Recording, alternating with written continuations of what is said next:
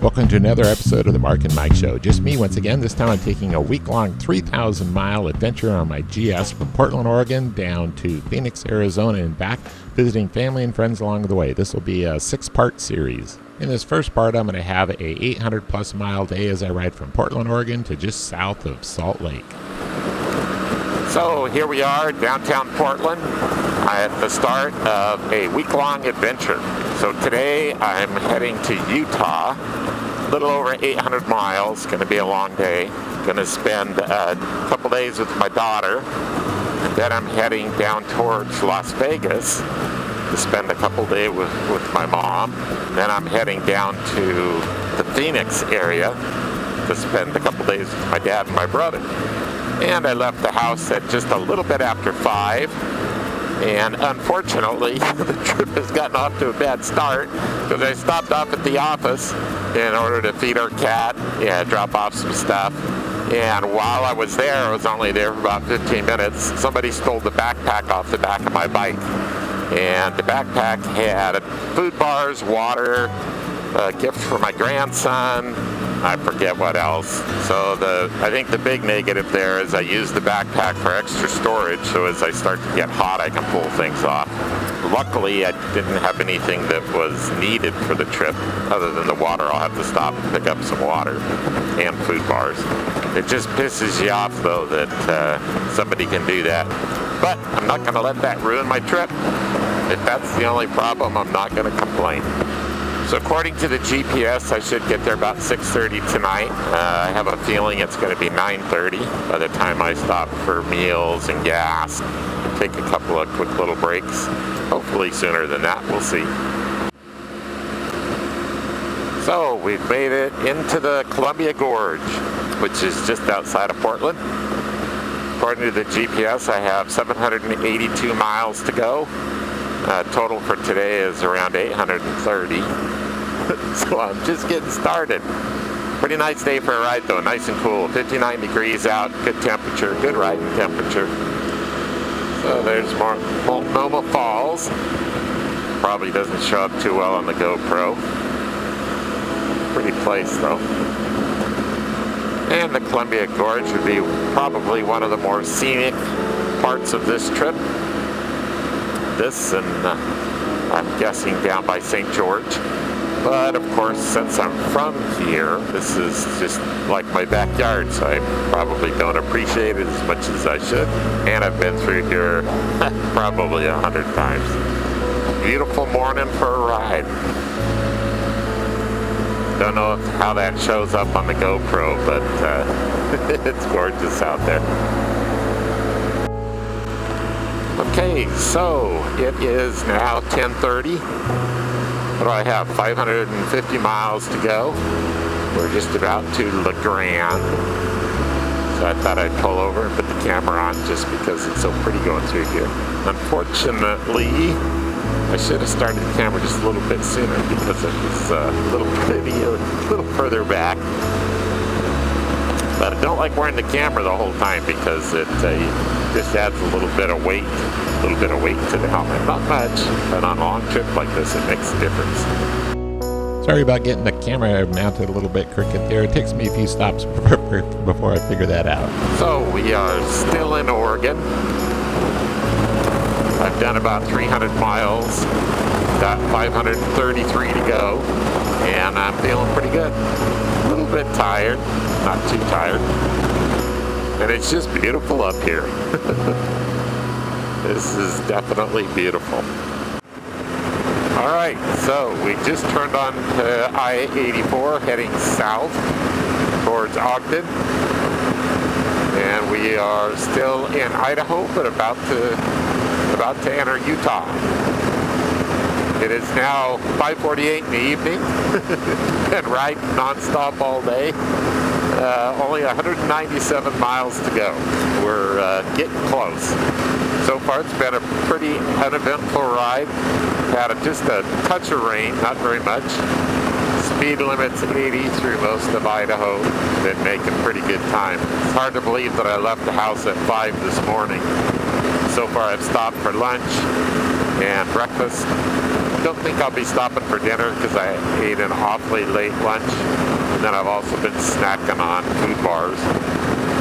And I feel good. The GS is still comfortable. Been sitting in the seat all day long today. I don't even know how many hours I've been sitting here. But the only breaks I've taken, one for breakfast, one for lunch, stopped off at the office for 15 minutes, and then just made a number of bathroom stops and gas stops. And then of course if I stop and eat a food bar, that takes about 5 minutes. But aside from eating, I haven't had any rest stops. And I think part of the reason that it's so easy is because when you get tired on the GS, you can just stand up. So you just do like this, kind of lean forward, stretch your legs. I just kind of flex all my leg muscles, kind of work my way through. This tends to surprisingly loosen up my back quite a bit. When my back starts to get stiff, I do that, then I feel a lot better. And then of course I also pull my arms behind me, grab the luggage, do that with each arm. Then I feel pretty good. So this is the 4th time that I've passed this guy. I don't know if you guys run into that when you're on a long trip. Being on a motorcycle, you just stop more often, and those truckers just keep going. You do have to stop a lot more on a motorcycle though. Like on this trip, I've stopped a number of times just to put on clothes or take off clothes. And the nice thing is every one of those kind of doubled up as a rest break. So, and here we are crossing into Utah. So right up ahead of me here, I hit the worst rain of the trip. You can kind of see it up there. Unfortunately, I didn't have the video running, but it rained hard enough that my traction control was coming on. I could hear the motor going, woo, woo, woo. It was raining pretty hard.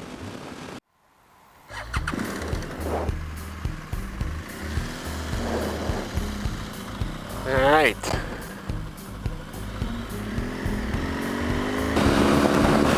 Alright, so I think that's my last stop. Let's see, according to the GPS, I have another hour and a half. 720 miles so far. So 820 miles total. So here we are just outside of Ogden, and I'm passing this guy again. The funny part is I passed him another time when the camera wasn't on, so this what, let's see that, I think it was the 4th last time, so this must be the 6th time I've passed that guy, 6 or 7, I forget. Anyhow, thought that was funny. So here we are, Salt Lake City, and I'm actually going to Linden, which according to the GPS is another 40 miles. I'm guessing that probably doesn't show on the GoPro, but that it's just beautiful out there with the sun setting on those mountains. It's just all red and gorgeous. I've filmed enough things in the GoPro to know that it's probably not showing up. So we're almost there. They actually live on the side of the hill, probably right up there. They're right near the top of where the homes are. And we're looking for exit 273, and that's 275. So we should be there pretty soon. I feel pretty good. Well, we're almost there. I feel pretty good. I'm a little loopy,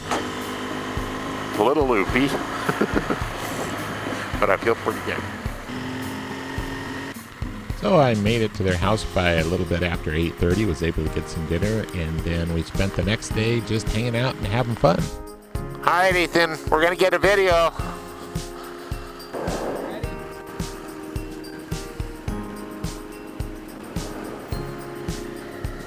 All right, so that's my son-in-law and grandson on their Euro. You may have seen it in an earlier video, and we're gonna go visit my son-in-law's work. Hey, Ethan. Yeah, you can see they're having fun. Yeah, so the main reason that they got the Euro is just to have fun with the kids.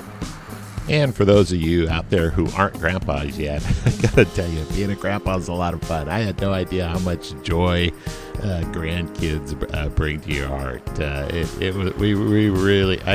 really a lot of fun hanging out with grandkids. So here we are at my son-in-law's work. So then we also went to petting zoo. There's my granddaughter taking her first pony ride and hang out. Just had a lot of fun. Before it was time to head back home again. Or not home, but continue my journey. All right. See you guys later. So be sure to look for part 2 in the 6-part series as I ride from Salt Lake to Las Vegas and stop off at Everrides along the way. So anyway, as always, thanks for watching.